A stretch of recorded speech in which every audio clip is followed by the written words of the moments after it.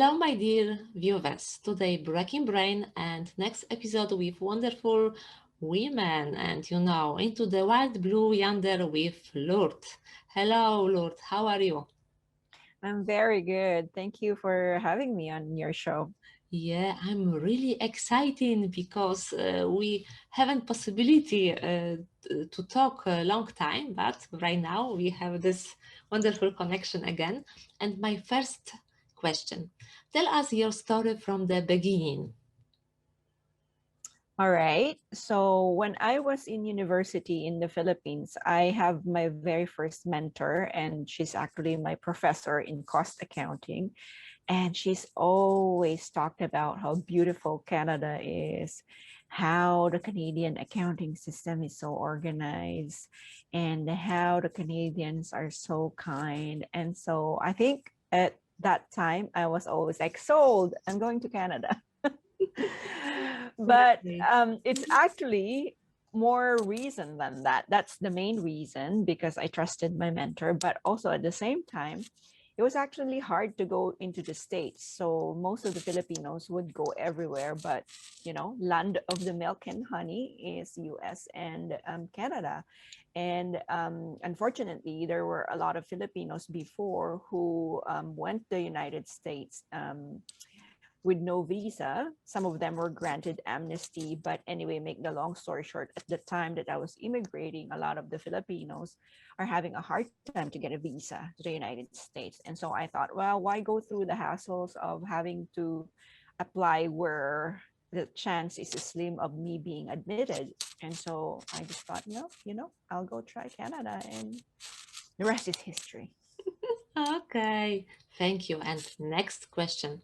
What's the biggest challenge you faced in Canada? What is the most surprising thing about Canada, Canadians, people, culture?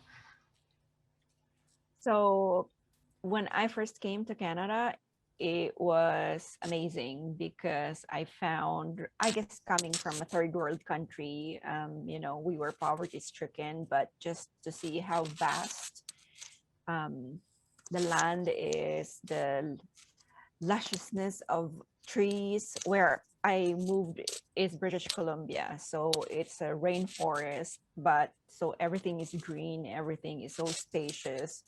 I lived in the city in the Philippines, and so it's crowded, but just to see the vastness of everything, the abundance of everything Mhm. is quite mind blowing, actually. Until to this day, I've been here for 17 years now, and I still feel like it's always new, especially this time of the year, summer and spring. It's just this abundance everywhere I look. And so I'm grateful to be able to experience that. One of the things that surprised me about Canadians is how, well, again, I'm not generalizing this because I know it's different depending on which province you live. I mentioned I lived in British Columbia, and so it's very different compared to people who live in Toronto or maybe in Ottawa or maybe even in Nova Scotia. But generally, I find that where I moved to, that they're more laid back, meaning it's not as much rush as I was originally trained for. So my background was in accounting, and I worked in the big five accounting firms in the Philippines. And so when I moved in Canada, I was expecting the same kind of city rush all the time. But I find that even though I lived in the city, when I moved to Vancouver, it's not as rush as I'm normally trained to. So I love that about Canada, because there's that quality of life when you're not working. I mean, you can still be busy if you want to, but there's always a time to really just time for reflection, which I Mhm. really, really cherish, because I like my quiet time, and it Mhm. suits me. Okay. And last question. What's your most significant achievement? You are proud of yourself because do you have your favorite? Oh, there's a lot of favorites, but the biggest thing that I'm very proud of is I have a son. He's turning 12 this September. I almost forgot his birthday, but um, I never would have thought that I'd be able to, I guess, raise another human being. I mean, I guess in the Philippines, we're very family oriented. It's almost required to have some kids, but the, I guess, the bigness of that responsibility. I was always a career woman, and one of the other favorite I had was to be recognized in the Canadian entrepreneur list. But having to raise a human being is a totally I'm saying this word again, mind blowing for me, to be given that honor and privilege and obligation all at the same time, to be in charge of another person is a big thing for me. Mhm. Thank you. And last part, your free top tip for foreigners in Canada. What do you think? What's the most important when someone's moved to Canada?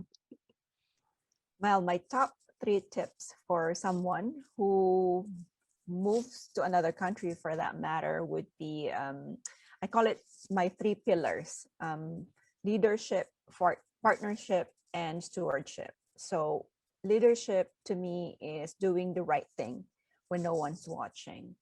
And so, if you can keep in integrity to your values, whether that value was instilled to you from where you came from, or whether it's something that's cultivated or developed, be a leader in what you're doing.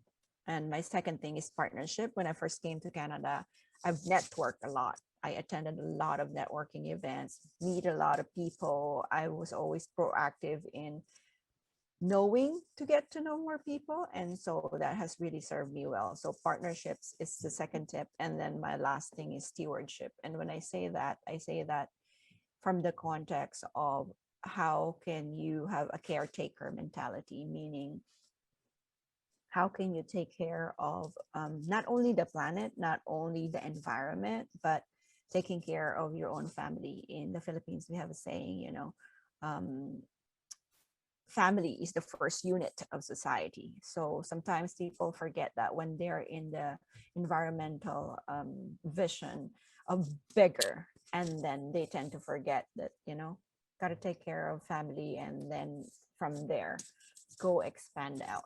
So those are my top three tips. Okay.